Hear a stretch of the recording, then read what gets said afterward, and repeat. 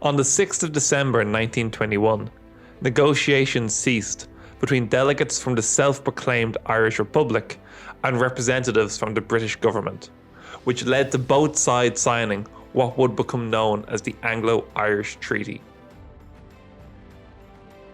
Leading the Irish delegates, also known as plenipotentiaries, was Arthur Griffith. Upon signing the treaty, he wrote this note to the world's press, which would be the first message to the public revealing the outcome of the 2 months of negotiations. Hastily scrawled and containing 3 crossed out errors, this short 50-word statement declared that, in his view, the end of the conflict of centuries is at hand. Born in Dublin in 1871, Griffith first came to prominence as a campaign journalist, advocating radical ideas for Ireland's future in the newspaper The United Irishman, which he co-founded and edited.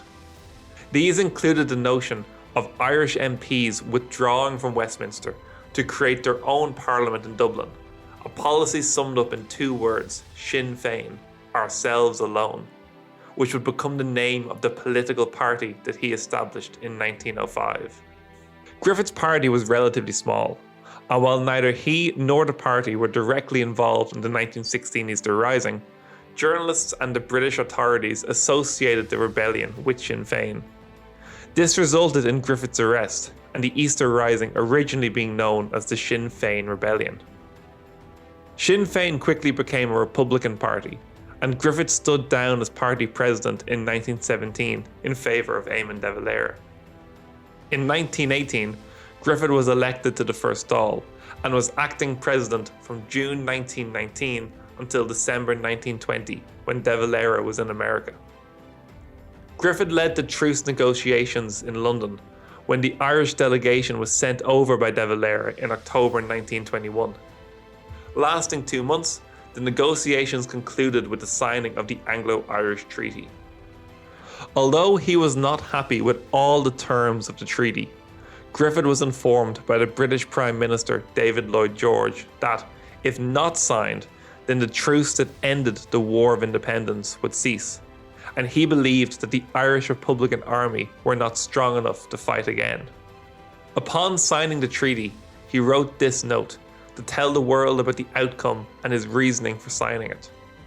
Griffith, conscious that he was documenting the decision for the international press, stated, "I have signed a treaty of peace between Ireland and Great Britain. I believe that treaty will lay foundations of peace and friendship between the 2 nations. What I have signed, I shall stand by, in the belief that the end of the conflict of centuries is at hand."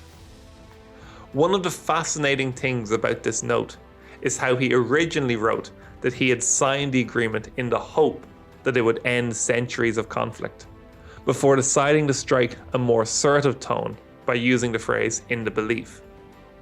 This subtle change may have reflected his training as a journalist in deciding that a more confident word like belief would help to sell the treaty to the public better than hope. Griffith was true to his word to stand by the treaty and defended his and the other plenipotentiaries' actions during the bitter Dáil debates, which led to the treaty being ratified in January 1922. He became president of the Dáil after de Valera decided to resign and led the anti-treaty TDs out of Dáil Éireann.